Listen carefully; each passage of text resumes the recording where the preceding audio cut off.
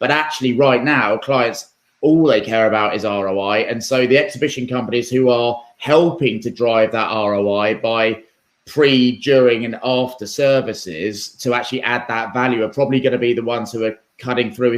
Would you agree with that?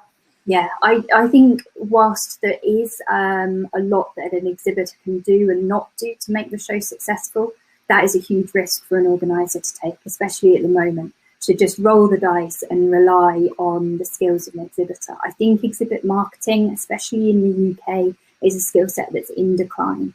So organizers can really kind of belt and braces that by working really closely with the exhibitor to understand what does ROI look like for them, and perhaps helping and coaching along the way as well.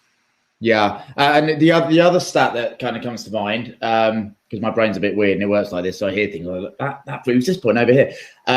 In the Challenger Sale, which is an amazing book that we sometimes talk about at Flume, and some of you guys might have read out there, there's a stat which says the third most important thing that clients want from sales experience is a salesperson who doesn't overestimate the value and doesn't underplay the difficulties of purchase.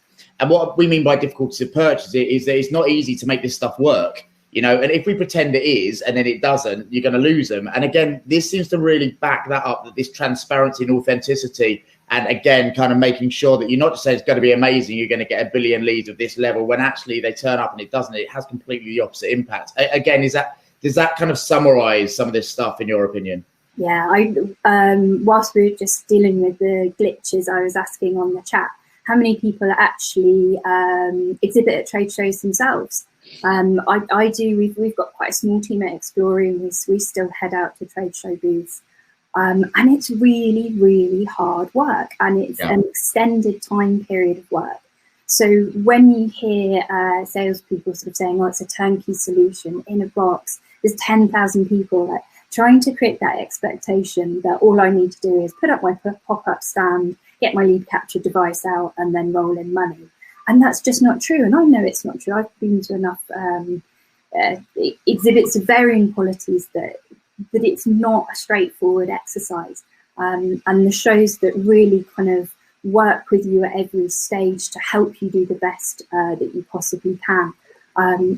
It helps me to succeed more as an exhibitor, but it also really builds that authenticity because, the BS warning is going off as immediately as somebody says this is easy.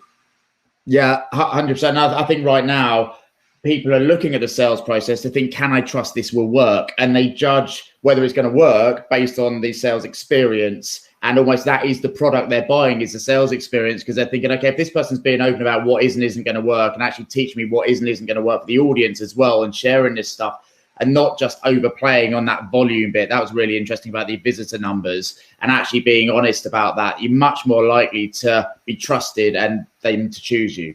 Yeah, my favourite piece of insight that we've produced at Explorer so far, and remember I used to be an organiser marketer, is there is no correlation between visitor numbers and exhibitor satisfaction. The more visitors you put through a show floor does not equal more satisfied exhibitors. Exhibitors are just as likely to have a great show in a show that has 1,000 people as 10,000 as 50,000. So I think the days of visitor numbers and constantly talking up those numbers are now behind us.